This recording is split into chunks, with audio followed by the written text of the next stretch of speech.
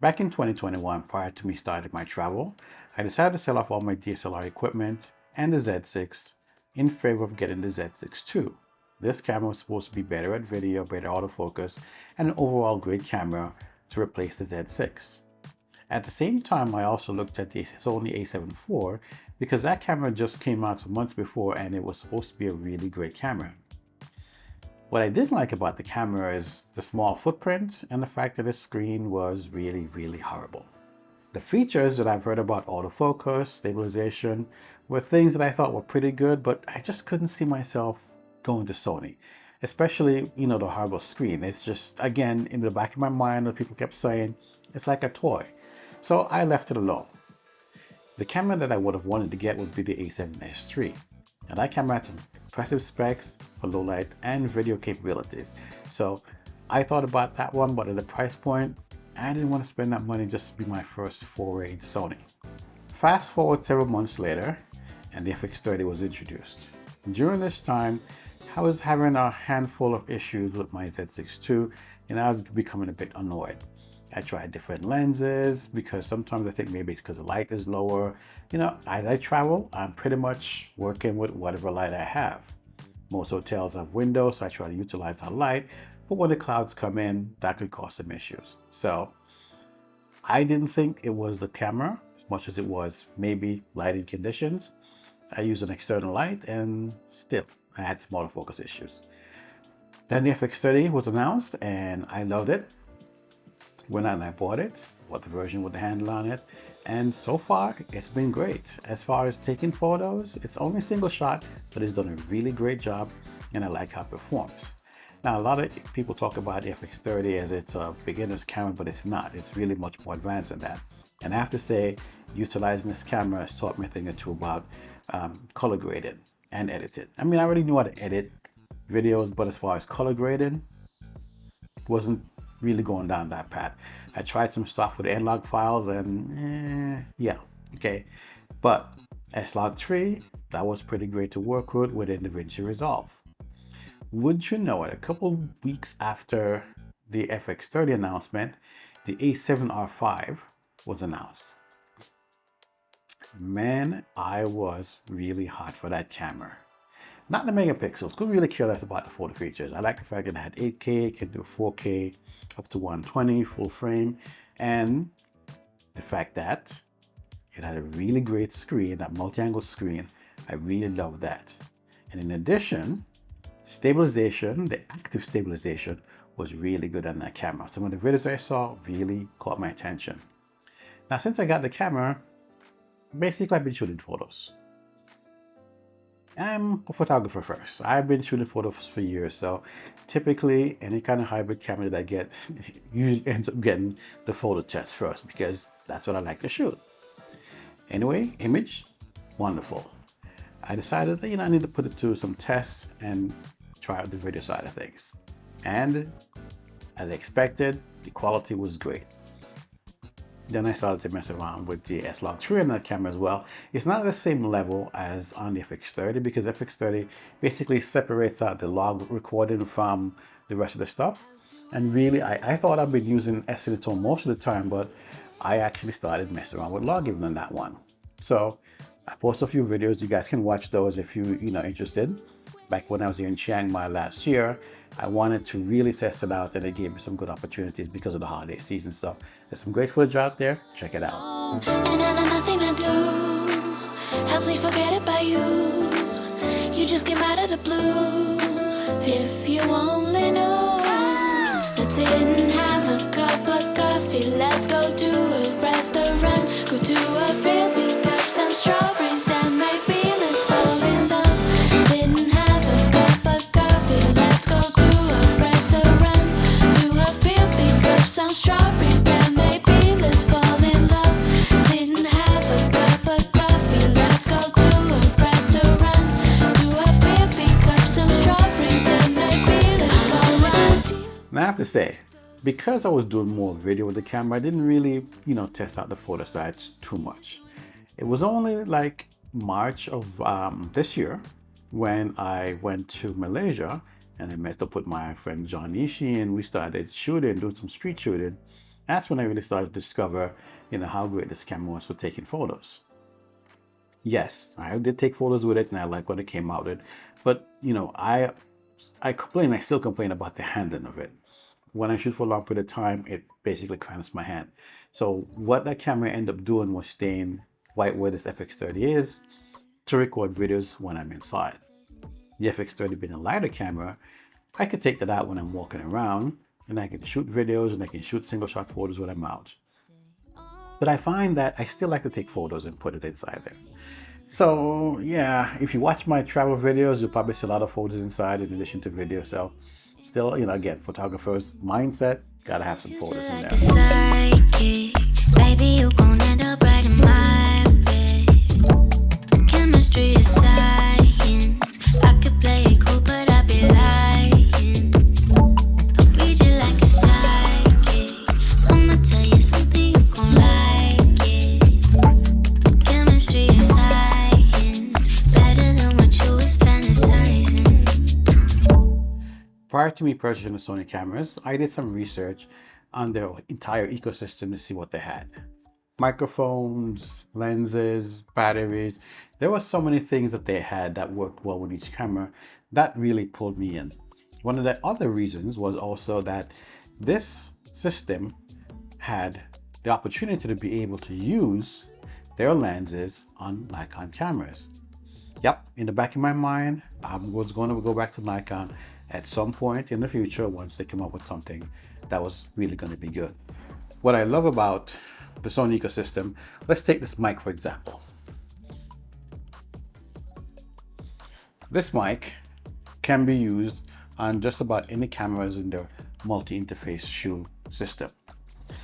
Hot shoe, we call those on the Nikon side because it's just basically to put a flash in. But this system actually has pins inside of it. You can show that.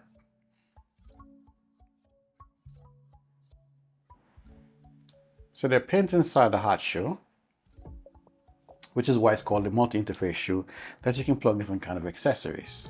So there are multiple microphones that can work with it. The FX30's audio handle can be plugged into this camera, and I've done it on several occasions and it works very well. Now, I've seen cages out there that you can buy to screw it in to tighten it in, but in my situation, it's not really run and gun. This is just on a tripod in a room. It works fine. In addition to the microphone just plugging in, the other cool thing is that you don't have to plug in the cable inside the microphone port because everything transfers to the multi-interface shoe into the camera. Later, we heard about the Z8. I've been hearing rumors about it, but I never paid much attention to it. And at some point, as the rumors started coming along, I started to think about what camera would I want to get from Nikon. And I started doing videos on the Z8 because as I found more things about it, I found it very interesting as a camera that could possibly be something I would want. One would expect that it would have much better autofocus similar to these cameras. But what I see from the Z9 is that it's actually not bad. It's pretty good. So, one is hoping that this is going to be something that will come in a future camera. Yeah, maybe 60 megapixels, who knows what we're gonna get. But as time went on and they started talking about it could probably have the Z9 sensor, I really started to get interested. Then I used the Z9 and man, I loved that camera. I almost bought it. I really was thinking about just getting the camera. Again, photography mindset. Love the handle. On both sides, when you go in portrait mode, you have the grip there and the button. In landscape mode, it's just really fine. Yeah, the camera's about 3 pounds, but it just balances very well. But I decided I needed to wait. I wanted to wait and see what this Z8 has to offer. Fast forward a few months later, and all the rumors and speculation of what's supposed to come. You see my videos and what I wanted. I expected 2 bodies based on the photos and specs I was seeing, because I figured there was no way that Nikon is going to be able to make a similar camera to the Z9 that has no fan to record in a smaller body for a long period of time. Wouldn't you know it? They did. Really, they did. The Z8, you can record up to 90 minutes in 8K to 2 hours and change in 4K. Yeah, that got me excited. We're in a house made of glass, devils in disguise. I can see right through your eyes, baby, I can see your lies. La la la la. We're in a house made of glass, devils in disguise. I can see right through your eyes, baby, I can see your lies. La la la la. I've been saying I want to get the Z8. Now that it's here, the question becomes, how well is this camera going to perform compared to my A7R V? I've loved the photo features inside this camera. I've been taking pictures on its light, and it's really nice. The screen is great. That's my big thing. So the downfall for the the Z8 is going to be the screen as far as the flip forward thing. But it's not a deal killer because I'm still going to keep the FX30. If it's still the same thing like my Z6 was, I remember when I looked at the viewfinder, I could see everything kind of look the same. Sometimes when you look to the Sony, the colors are kind of off. I don't know what that is. Maybe it's some of the settings. But anyhow, I'm not bashing Sony. It's just that sometimes when I tweak things around, things just kind of look weird. And I know that I did mess around with trying to make the viewfinder show me Rec 709 for video. And there are times that I have to forget to do that back. But it just looks kind of weird. Enjoying the content? Love what you've seen so far? Find the information useful? Okay, wonderful.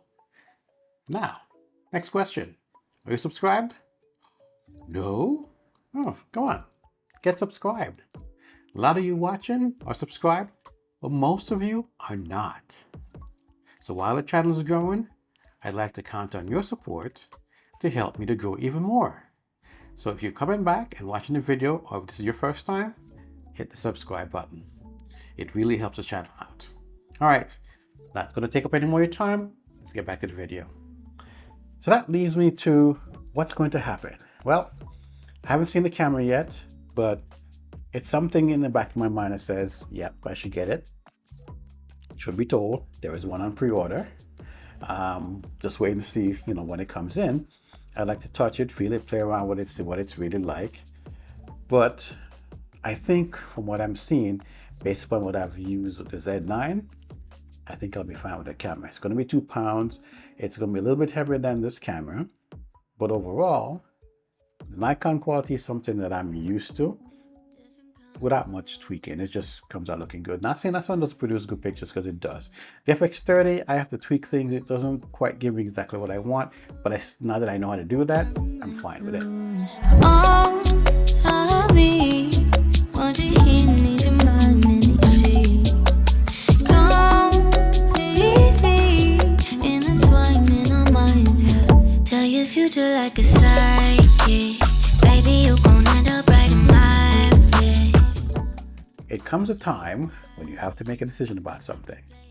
And I'm pretty much there. My wife is like, well, you did keep that memory card and the battery like you planned it. Are you really ready to do it? Part of me say yes. Part of me says, let's wait and see if something else comes out. But I know in the long term, 8.3K inside the body, possible future firmware upgrades to make things slightly better or do things differently.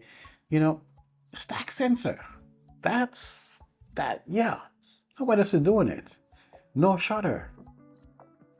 These are things that, appeal to me. The video set is really good. The photo sets, I think I said this put in another video. For me, that's gravy because I'm doing video now.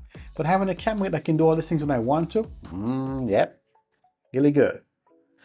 So let me know if you own an A7R V or another camera brand and you're thinking about leaving that brand to come over to Nikon for the Z8. I'd like to know how many of you guys are thinking about this thing, what your real thoughts are. Why would you leave your camera to go to Nikon? Put that information in the comments. And remember, if you haven't subscribed to this channel, please subscribe. There are links in the channel if you want to buy equipment, Amazon links, check those out as well. All right, I'll see you in the next video. Stay frosty.